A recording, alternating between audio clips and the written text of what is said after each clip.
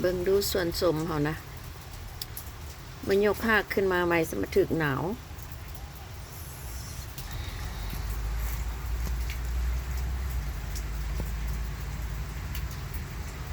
ลงจับตัดไปจังไดเบิ่งช่วยกันพอใส่อยู่บ่งามอยู่บ่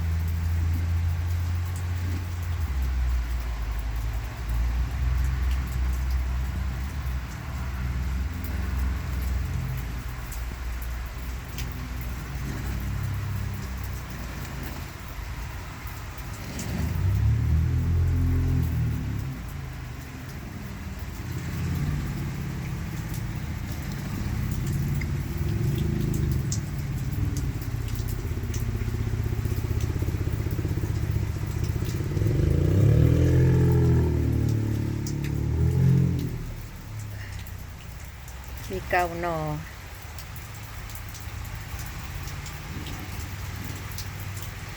มีเกานอนกัน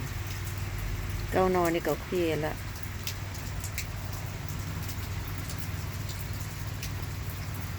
ตัดยอดมันไปซ้ำทดลองซ้ำลองเบิ่งจะได้ผลบ่กระซื่นอยู่ได้ล่ะแล้วเข้ามาไรไหนฝนตกแหงยานำฝนแซ่เป็นจีเนา